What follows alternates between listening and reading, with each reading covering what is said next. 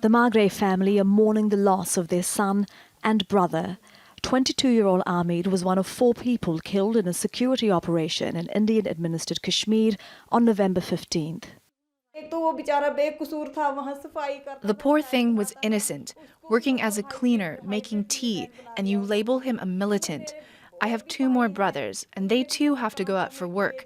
This has terrified us. We live in fear of leaving our house if this is what they do. They've done a great injustice to us. Ahmed was working as an office attendant in the region's capital city, Srinagar.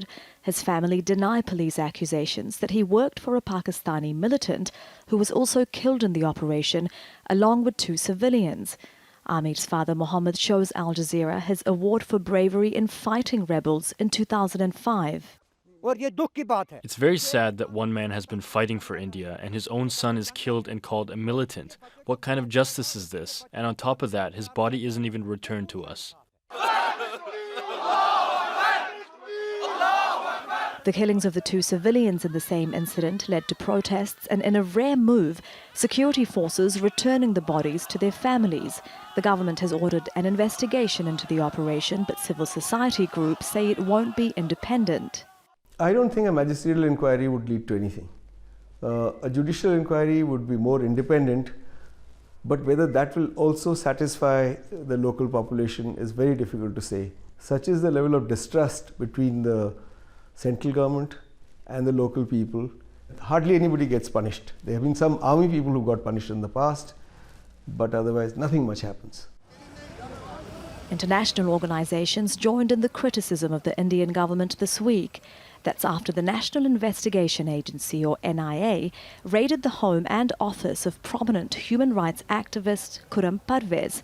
They arrested him under anti-terror legislation. The ongoing raids are on those who have been suspected of receiving foreign funds. The NIA is an investigating agency and nothing to be scared of. There's no injustice done to anyone who comes out clean from the investigation. But the UN Special Rapporteur on Human Rights Defenders called Parvez's arrest disturbing, saying he's not a terrorist, he's a human rights defender. Parvez ran the Jammu and Kashmir coalition of civil society that's been documenting human rights abuses for more than 20 years.